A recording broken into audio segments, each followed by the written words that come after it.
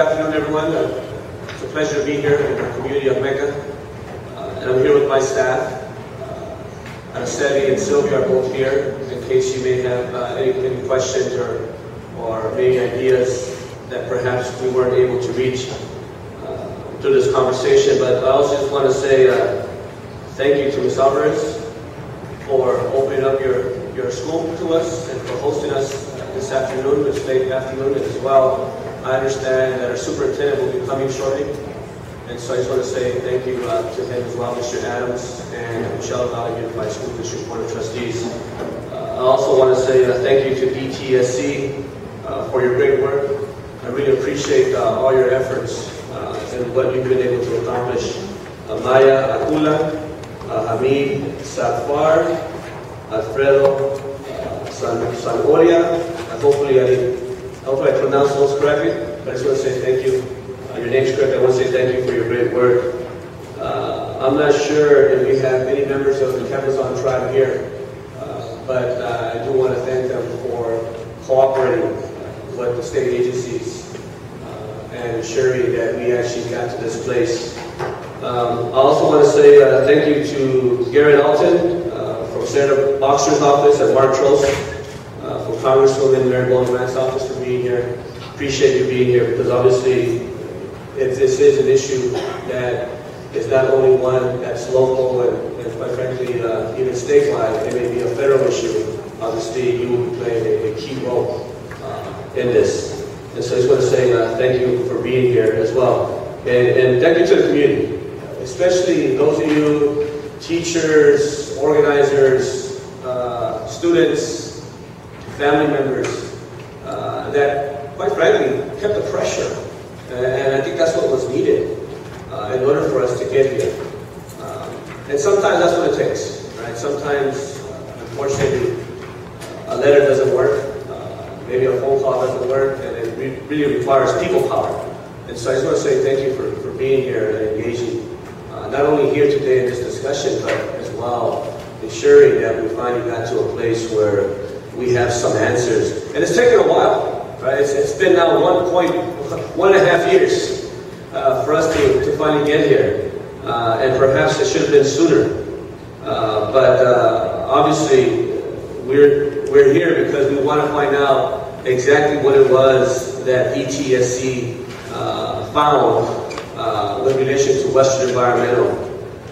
And regardless, though, I think that what I understand is that the contaminants within the soils are not hazardous to our public health, but I'll definitely leave that to the experts to explain all that and what that really means.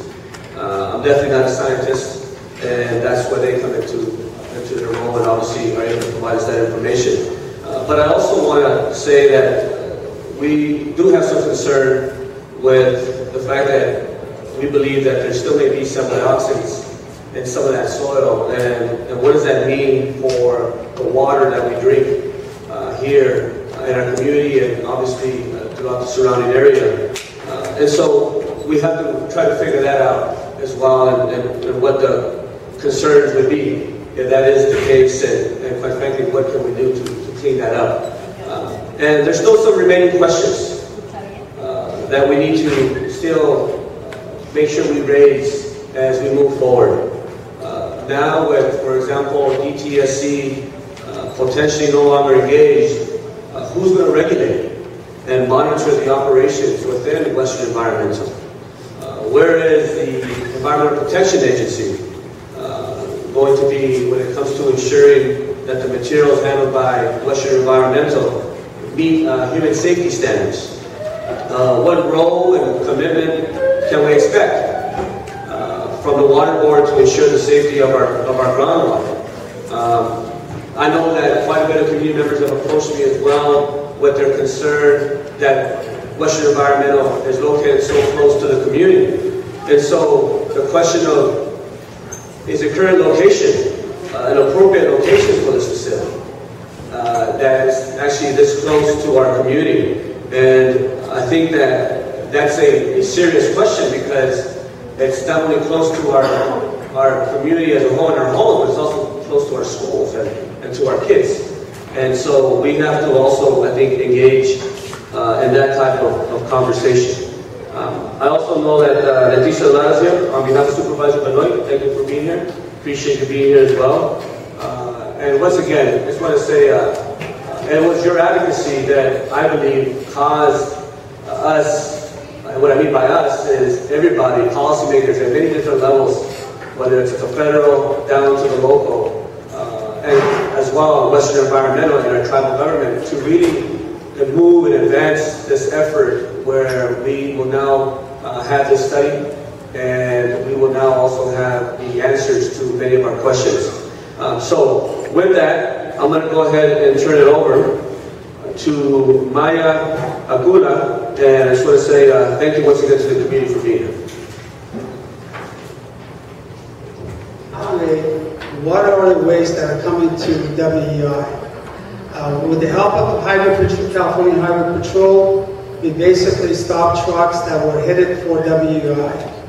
We take a look at them. If they had a manifest, we notified them that this facility is not authorized and told them that it's best for them to take the waste back to the generator.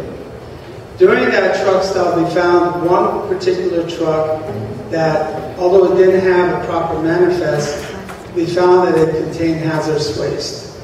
We're currently taking enforcement action against that generator. Finally, the director wanted to evaluate WEI's facility as far as compared to a permitted hazardous facility. So we did an inspection, we met with WEI and the Cabazon, we reviewed their records, talked to their employees, and we prepared a report that Fred Zenorio is going to discuss later. But this report again identifies the deficiency for a facility such as this. And that report was published in May 2nd of this month. In addition, we heard that Fred Zenorio. I'm an engineering geologist of the Department of Substances Control. I've been involved in the evaluation of WEI since DTSC got involved sometime in June of 2011. So why this public meeting? The purpose is to explain and answer questions about two reports that came out in May, about 2 weeks ago, about Western Environmental. The first of these reports we call the Evaluation Survey, WEI, and the second report is called the Evaluation of Soil Sampling at WEI. So I'll try to explain the results of those two.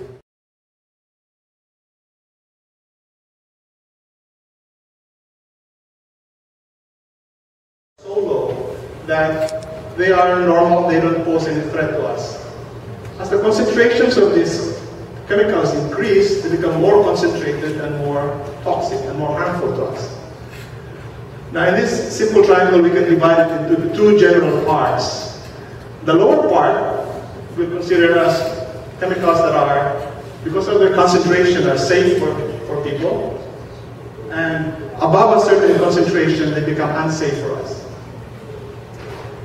Now in the lower part, we can subdivide it further into those whose concentrations are such that they are safe for unrestricted residential use. And then when the concentrations go a little higher, those are the ones that we consider safe only for commercial and industrial use. And there's an important distinction here. In a residential environment, that's where we live, our children play, we plant vegetables, we are in direct contact with the soil, we could be there for many years. So we need to make sure that soils that are for unrestricted residential use, have low concentrations of these potentially harmful chemicals so that they do not pose a threat to us. In a commercial industrial setting, there are no children. People don't really live there. They work there 8 to 10 hours a day. And the workers can take some precautionary measures. They could wear protective clothing, things like that. So chemicals that have slightly... Also, we're not able to get adequate information related to the site location safety, closure plan, or closure cost estimate and financial assurance. So it's either we don't have enough information, or the information that we have indicates that, these provisions were inadequate for a properly permitted California hazardous waste facility. And finally, we identified some critical improvements that needed to be made to bring this facility to the standard and quality that we would like to see if we are to allow them to continue to accept California hazardous waste. So let me explain this finding about containment of the waste. This is the current situation where WEI has one liner.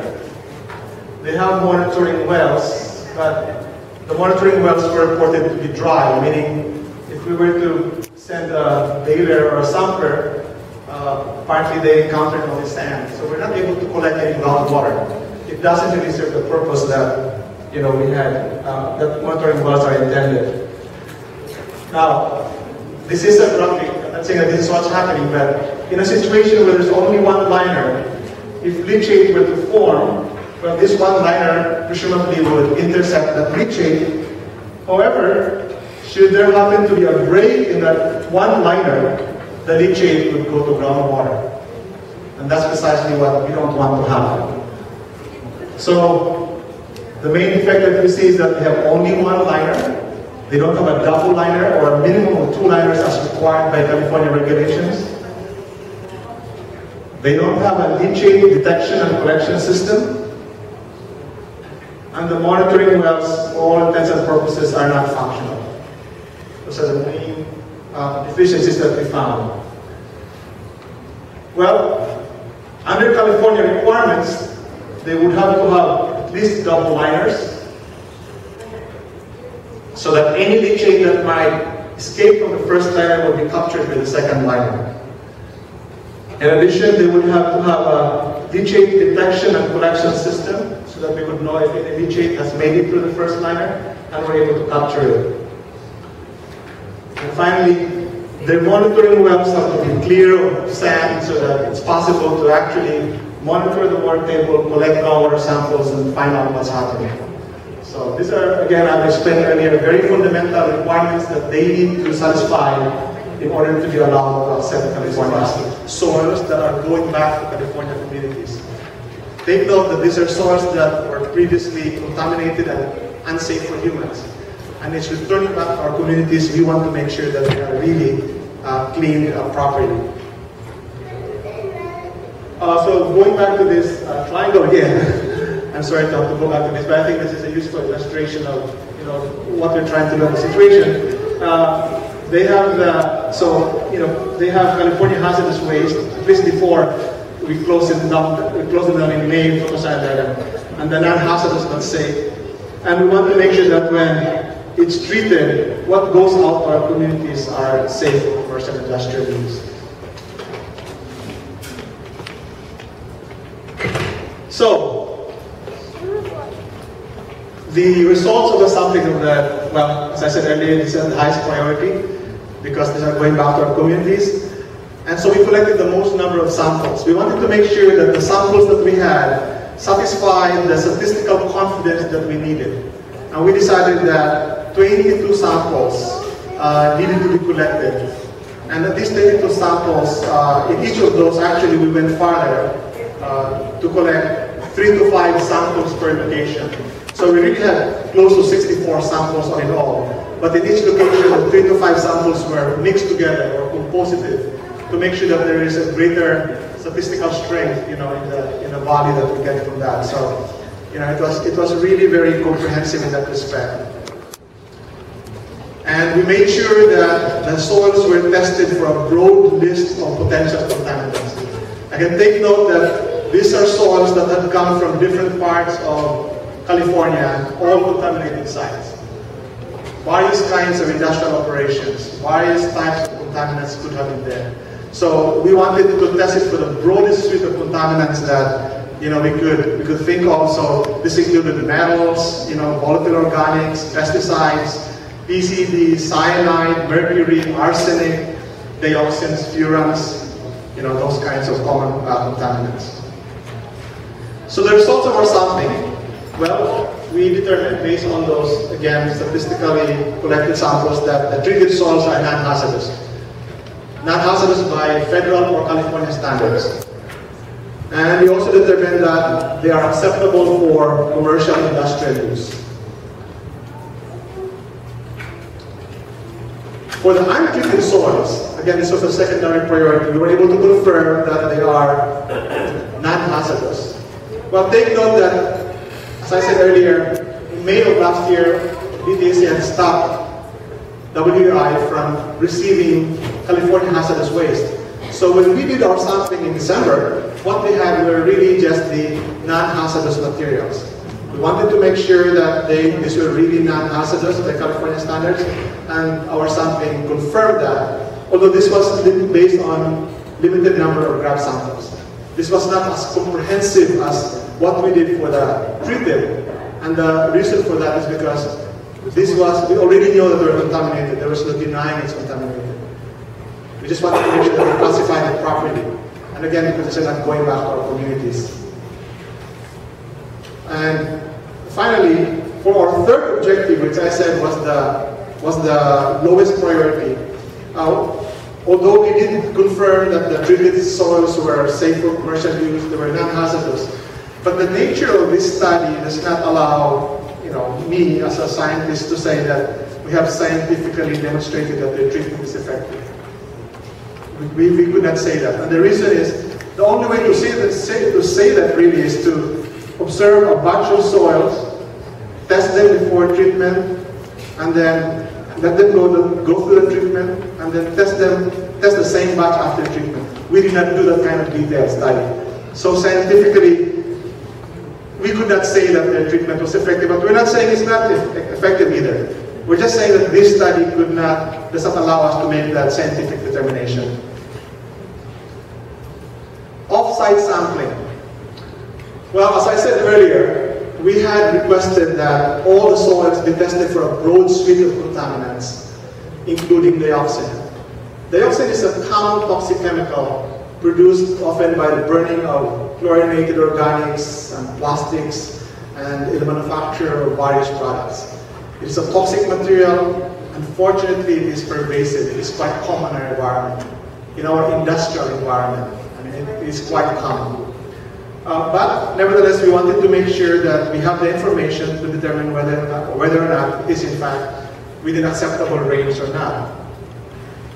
When we made this suggestion to WEI, or made this requirement, they indicated a concern that because of the burning and other industrial activities in the area, that their soils might be affected. And we said, well, okay, we'd be happy to test the soils in the surrounding areas, but the only way that your soils could be affected is if they are brought by wind and deposited in your soils. And so we said, well, we will undertake some limited sampling of the dioxin in the vicinity to determine if in fact there is a concern that your soils may be affected by the local dioxin in Mecca. So we conducted some off-site sampling. We were able to identify 4 locations. These are upwind, WEI is here, and 3 are upwind, and the other one is basically crosswind, but again, outside of the facility. We also made sure that we collected samples only from areas that had no known sources of dioxin. Because the wind, when it picks up dioxin, because it was part of our requirement to them that they test for all of these chemicals that we have listed, and we have collected the samples to be them, and they were supposed to have analyzed it, and the report that they provided to us did not include that data. And so we have responded back and said, your report does not have the data, please provide it to us, and we're still waiting for them to respond. That was about a week ago? Yes. Yeah. And I'm also happy to report that although we did detect dioxin in the off-site soils, their concentrations were very low, well within what is safe for residential, residential unrestricted use. We had no concern. Again, based on shallow surface soils that could be kicked up by dust and get to people's homes. And based on our comparison of the off-site data and the on-site data, we believe that off-site, we don't have, there are soil recycling facilities elsewhere in California, but they do not accept California hazardous waste. The soils that they receive are, are strictly in this area. So if CBMI will be allowed to do that, they will be the first in California to be allowed to accept and treat California hazardous waste. So it's a big, major decision for DTSC to make. So again, going back to this, if CBMI accepts DTSC requirements, they will be treating this area in this triangle, both the non-hazardous as well as the California hazardous materials. And DTSC then, because we are the authorized agency, to manage hazardous waste, we will be fully engaged or involved in overseeing the operations and ensuring that California regulations are applied. And we will work closely with US EPA as well as the Cabazon Ban of Emission agents to make sure that these standards are applied. If CBMI decides that it does not want to go through the cost and expense of implementing the requirements that we are asking, then it's possible that they may choose to receive only non-hazardous waste, the same way as other soil recycling facilities do in California. In which case, DTSC will have no jurisdiction. However, and DTSC will continue to make sure that hazardous waste will not be allowed to go in. However, we will, to the extent that, well, I'm going to go to the next possibility.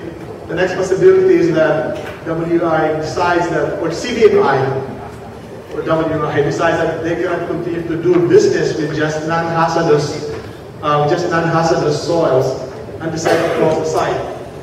In which case, US EPA and CBMI will oversee the proper closure of the facility. But DTSC is always willing to work with them and let our skills, expertise, whatever help they need to assist them in properly closing the facility. So that is my presentation, and this is the contact information.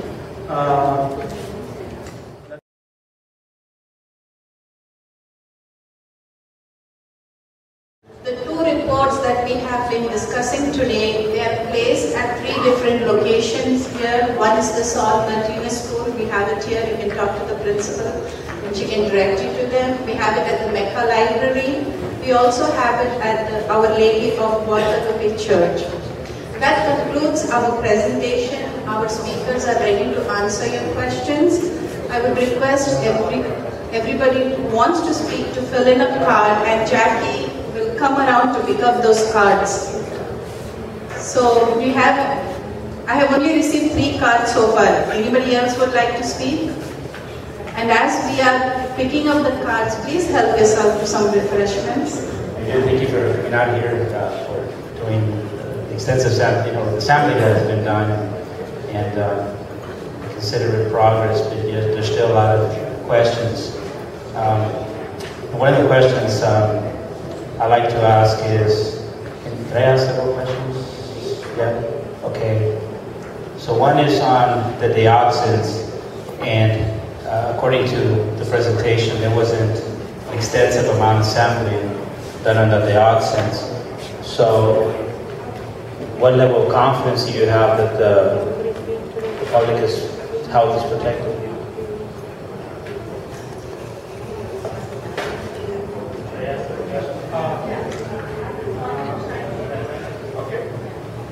Well, level of confidence. The dioxin that we collected from our duplicate samples of the treated soils, we had 4 duplicate samples from the treated soils and 2 from the untreated soils. For the treated soils, the levels and the variability of the results are such that, I believe that we are pretty confident that the concentrations are low. It would be better though if we did get the data also from WEI, because it would make our determination more robust. But it does appear that it's not significant, at least on that stockpile we sampled in December. But take note that this is also the first time that dioxin is being sampled from the soils. EPA had sampled previously, but they did not sample for dioxin. Dioxin is not routinely sampled at WEI. And so we really have a small data set for now. And ultimately, we would like a larger data set. But the limited samples that we have, they are so far below the threshold that my sense is that, you know, I'm pretty confident that it would be better if we have more data. So, again, dioxin is pervasive in our environment. And, you know, the numbers that we're seeing, and Bill Wilson can attest to this, the numbers we're seeing just do not come to the level that makes me concerned. Bill, would you like to address that, please? I'm Dr. Bill Mosen. I'm a senior toxicologist with the Department of Toxic Substances Control, and I pretty much oversee all the evaluation of potential human health risks for the Southern California region. And we deal with dioxin contamination a lot. What we see is that if you have dioxins pretty much everywhere, you have what we call essentially background levels. It's just like Fred Zarr was mentioning, it's all over the place. The levels that we were seeing, say like in the off-site sampling, as well as for the treated soils on site, are probably, you know, when you look at the highest concentrations, they're, I would say, 5 times below what's acceptable for unrestricted residential land use. And the levels, you know, for what the intended use are probably more than 10 times lower for industrial commercial. There's a large margin of safety in terms of what we're seeing in dioxin concentration. So for us, you know, it's kind of like what the levels that we're seeing off-site, the background levels, are pretty similar to what we see in other places in California. So we see it in Los Angeles area, we see it in San Bernardino, Riverside County, we see it pretty much all over Southern California. So my other question is on the permitting or on the cooperative agreement. It's my understanding, and I'm just kind of going by what you've offered in today's presentation. I understand that Cabazon Band Mission Indians, they issued a permit and they can receive state and federal hazardous waste based on the Cabazon's permit. I'm just talking on their permit. Did I hear that correctly? The current permit that the Cabazon has issued for this facility is for non-record hazardous waste. So they are not California hazardous waste, they're not federal hazardous waste, but that's the permit they currently have.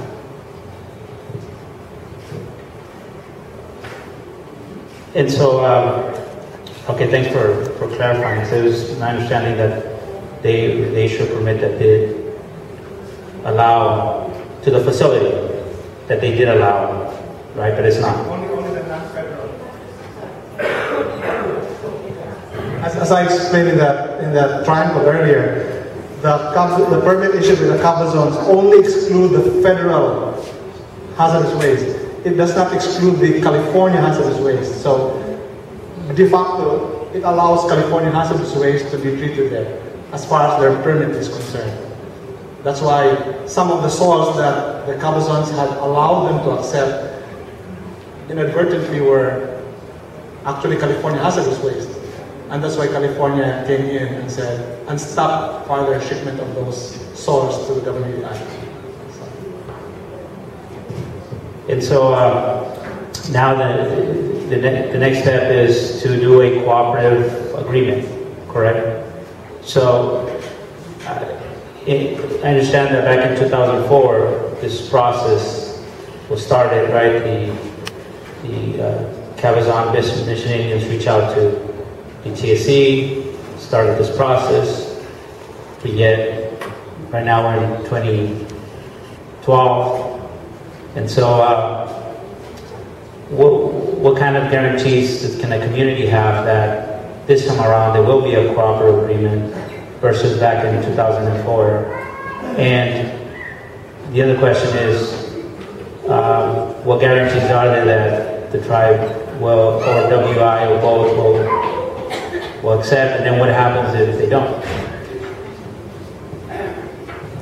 The information we have is that the Cabazon requested a cooperative agreement in 2004-2005. We were in the process of negotiating that cooperative agreement. Unfortunately, because some issues related to inspection and enforcement, that negotiation fell apart. And that's where we are today. Now, if again, it's up to the Cabazon to decide whether they want to enter into a cooperative agreement with Cal EPA. We're ready to start that process again. So this is again a permit that is issued by Cabazon, but we have to work out a cooperative agreement with Cal EPA, which ensures that all the state and local requirements are addressed by this facility. That's what the cooperative agreement ensures. One last question.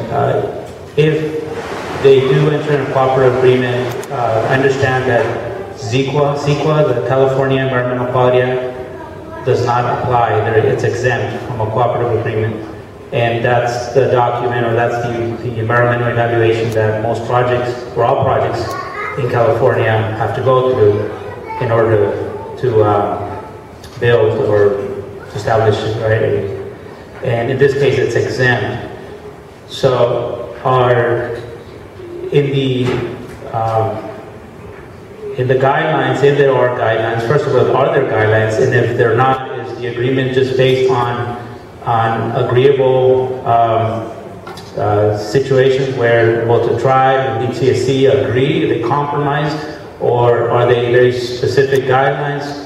Is there confidence that, let's say, for example, like if there's something was built outside, well, in California, for example, that they survey and they get a baseline of the conditions, the existing conditions, and then kind of build off of there from I would imagine, from clean conditions, and then you build whatever business that is. Are those types of guidelines or controls within a cooperative agreement? Okay, there are specific articles in the Health and Safety Code that specifies what is a cooperative agreement. And as Luis mentioned, that issues related to California Environmental Quality Act are exempt from this, from the cooperative agreement.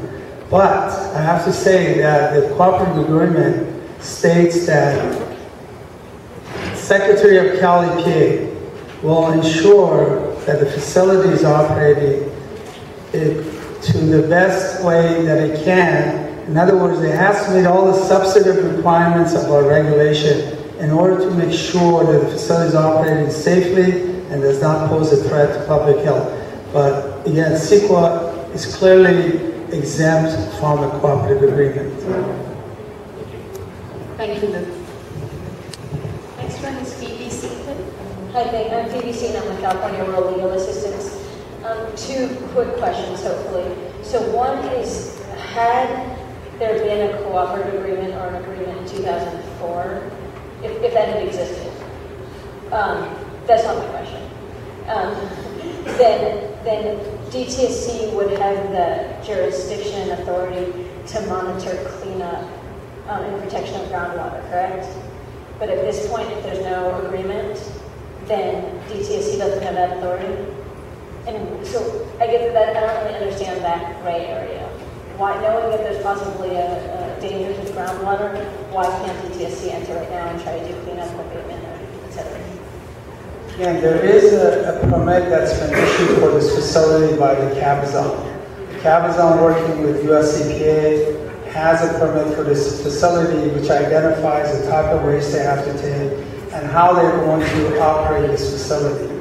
Now, as far as the groundwater issue is, if this facility, if the Cabazon, we had a cooperative agreement, then DTSC will, as part of that cooperative agreement, make sure that permit that's issued by the Cabazon will address all our requirements, which include groundwater monitoring in this facility. But to the extent that there's hazardous material right now leaching, there's not anything that DTSC can do. Is that correct? I guess I should clear, Fred's presentation had some rendering that showed there's contamination. We don't know if there's contamination in this facility. We just basically know that the groundwater monitoring in place is close groundwater monitoring to these areas. The wells are dry, but we do not have any information that there's been hazardous waste leaching into the groundwater. Yes, we don't know. Other quick question, the truck stops were the kind of the way that DTSC determined whether or not hazardous waste. Are there plans to do more truck stops in the future? Right now, we don't have any plans to do truck stops. One of the things I mentioned earlier is we're doing a better job to assess all our manifests to make sure that any manifest coming in, we're reviewing it to make sure there's none of them going to WEI. And if we get any indication that there is some concern that hazardous waste is going to WEI, then we will go ahead and consider future truck stop. But at this time, we don't have any reasons to start that. Thank you, Phoebe.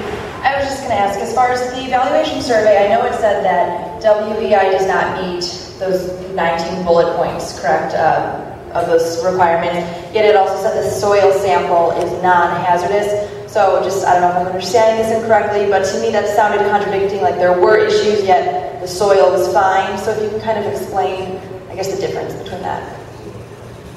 Well, take note that when we evaluated WEI, we evaluated them against a long list of California regulations for a hazardous waste facility.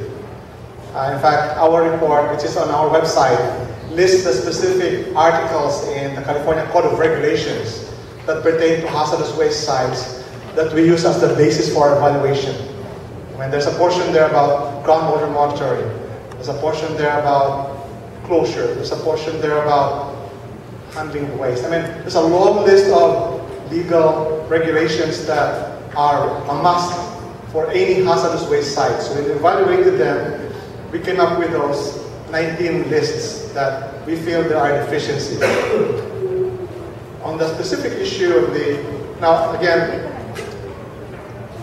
the main purpose for our involvement here is to understand what does WEI or what does CBMI need to do so that they could satisfy those set of California regulations.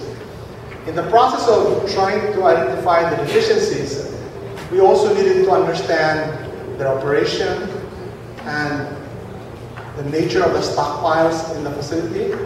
We also needed to kind of address the concerns by the public that we see these stockpiles, do they pose a danger to us? We see these stockpiles, they are being shipped out to communities, are they safe? So there's a little bit of a big picture and a little bit of a narrow picture. So we had to do the soil sampling as part of our total evaluation and address those public concerns as well. I hope that answers your question. I have one more question. So for tribal land, the state, tribal land, I guess, overrules state regulations, right? But does federal overrule tribal land? I don't know.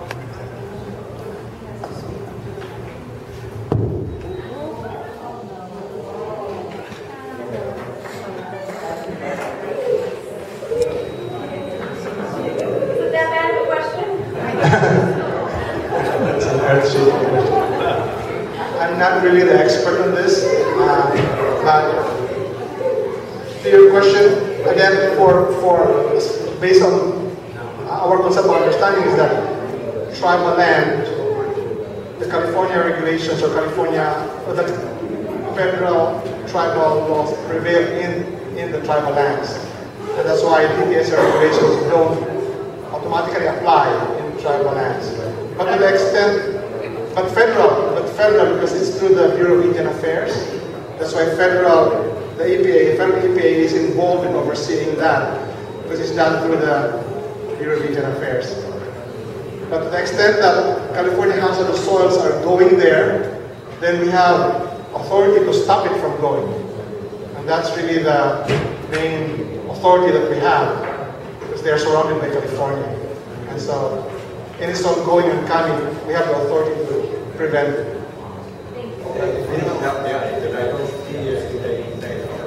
We believe that if a facility is operating a hazardous waste in California, DTSC has jurisdiction over those facilities.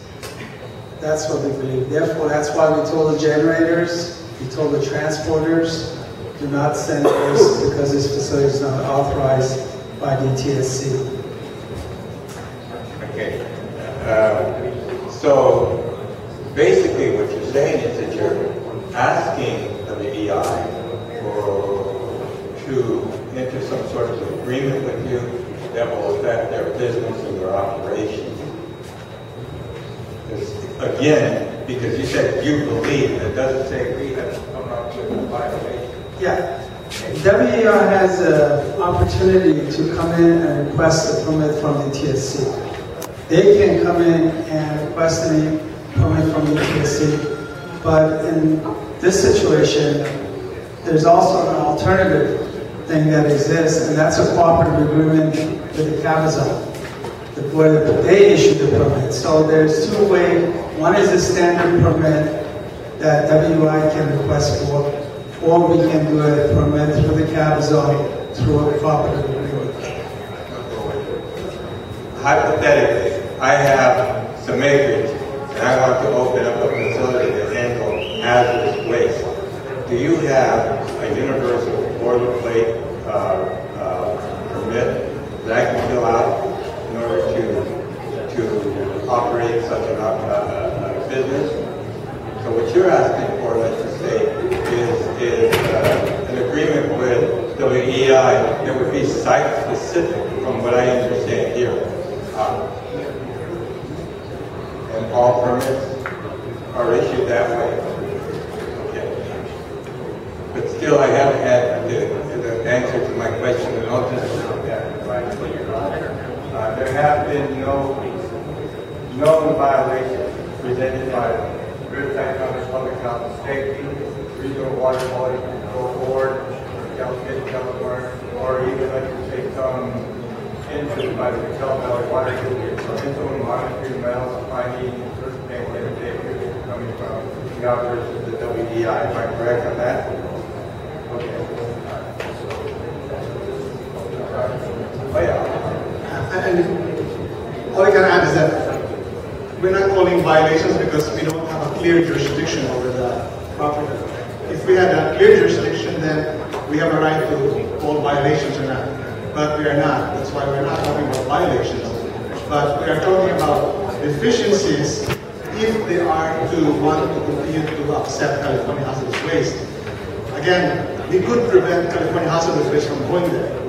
We have full authority to do that. But if they want to resume business accepting California hazardous waste, then it would be in their interest to work with us so that our applicable regulations work in their facility. But we would have to come up with a creative arrangement so that their sovereignty is respected, our sovereignty and our requirements are respected. So that's why an agreement will need to be negotiated, but only if they want to resume accepting California hazardous waste. If I may make one important comment, I think that this type of meeting is better located during the meeting than the Bible. I don't think the public has any business doing business for you guys.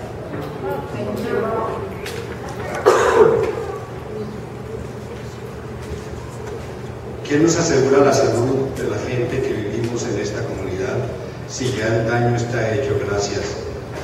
Since the damage has already been done, what can be done to guarantee our health for the people, for those of us that live in this community? Thank you. Oscar Soto.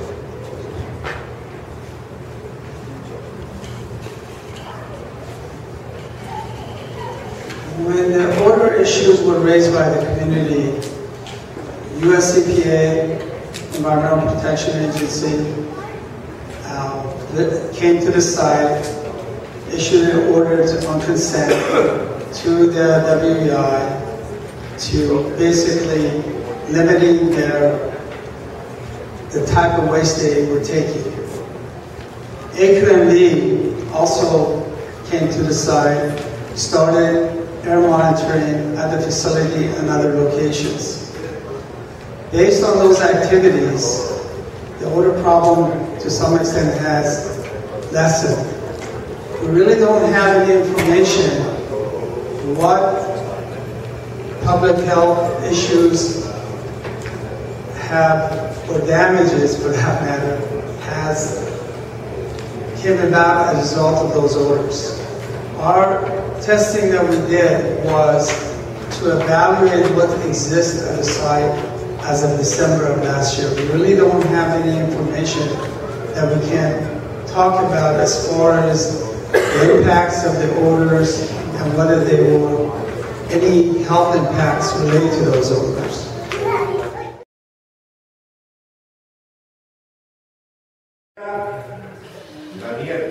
Daniel, por lo que veo, están tratando aquí los estudios ambientales, el agua, la tierra, la pirámide. Apparently, what you're doing is you're doing an investigation of the environment, the water, the pyramid, the earth.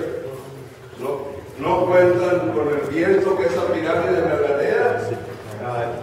Haven't you considered that the wind kills that pyramid?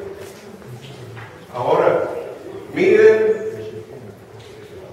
como ustedes pueden hacerlo, pero nosotros, see what you can do, but us, los residentes, lo medimos con nuestra salud. We, the residents, the way we measure it is with our health. Nos ha afectado mucho. We have been affected by it a lot. Por la ambición, tal vez, de alguien. Possibly because of someone's ambition. Para vivir no se necesita mucho dinero. You don't need a lot of money to live. Es mejor vivir en paz, sin hacerle daño a nadie. Better to live in peace without doing personal, en esos días no podía dormir. As far as I'm concerned, during those days, I couldn't sleep. Se me cortaba la respiración. I lacked respiration. Aparte de dolores estomacales, más cosas. I suffered from stomach aches and other ailments. Cuando habló el señor aquí presente, yo fui el único que le aplaudí. When this gentleman in front here spoke, I was the only one that applauded. Porque ya están hablando de regulaciones, de permisos. Because now you're speaking about regulations, permits. Cuando no se respetan. And there's no respect. Pero no cuentan con la salud de los residentes. Nosotros lo medimos con nuestro cuerpo. The health of the residents is not being considered. And the way we measure it is with our own bodies. Good.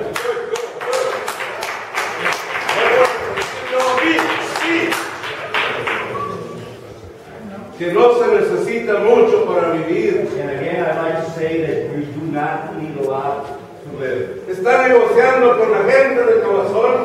You're negotiating with the people from Cabazon.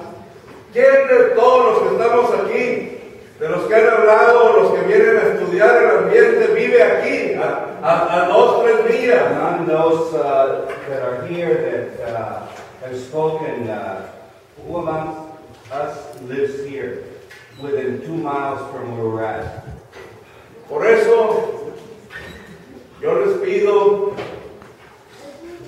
aquí al presidente de los indios. That's why I ask the chairman, por favor, to try to please no afecten la salud de nosotros. don't affect our health.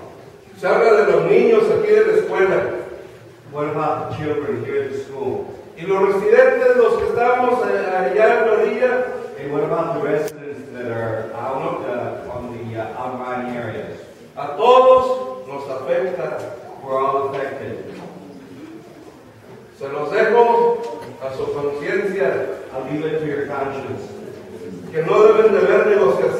porque de todas maneras se pasan.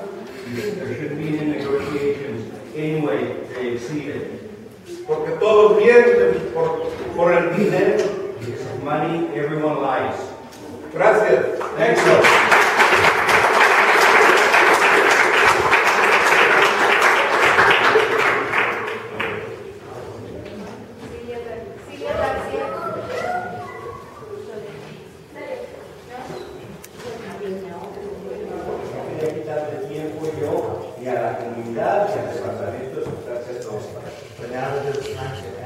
Pero ahora que tengo un momento de responder, lo voy a decir que desde el principio yo he escuchado a la comunidad, he escuchado sus preocupaciones. Yo estoy escribiendo mis preguntas en mi teléfono.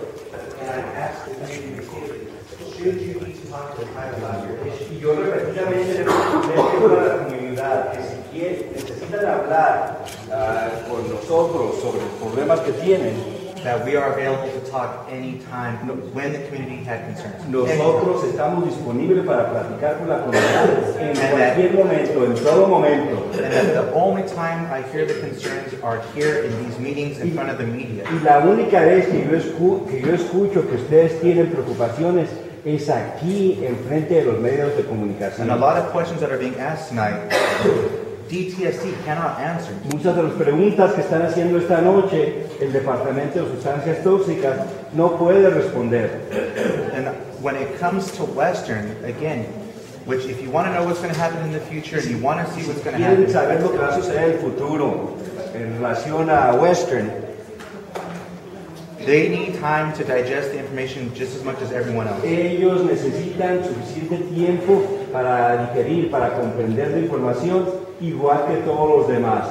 So when I'm hearing that the state will permit or cause to permit a site that follows the regulations, Cuando yo escucho que el Estado va a pedir un permiso a un sitio, and there hasn't been any violations or known health impacts to the community that have been proven, y siendo que no se han probado que hay impactos a la comunidad, impactos a la salud, impactos que se hayan probado, and there hasn't been any additional contamination other than what's normally present in the environment, y siendo que no hay contaminación adicional aparte de la contaminación que existe naturalmente en el medio ambiente, how do I make a decision to shut down an operation that hasn't committed any violations and hasn't been proven to have impact the community health-wise? ¿Cómo podría yo cerrar una operación que no se ha probado,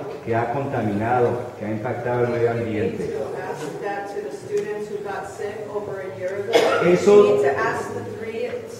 Eso pregúntenselo a los estudiantes, a las 3 personas que se enfermaron hace un año. He says loyal represents the Indians. He speaks like a loyal. Only the Indians speak here. Escuchen, él habla como abogado para la tribu. Sí, es abogado de la tribu. Let's focus on the two reports that we have. We are here to explain. Hay que ponerle atención a los dos informes. Insulting as well. He does consistent. He's speaking. Okay, That's we will stop at this time. We'll have to stop the meeting because we are here to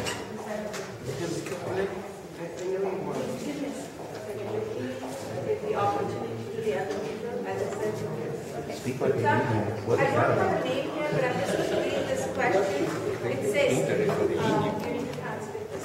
Considering Yo soy de la Quinta. And you have read in the Desert Sun Y that en we el have periódico Desert Sun, ustedes han leído major odor que problems. nosotros tenemos And problemas serios de olor. I hope to see you all in La Quinta, and we'll give you an earful. Y espero que verlos a todos ustedes en la Quinta y van a escuchar de nosotros.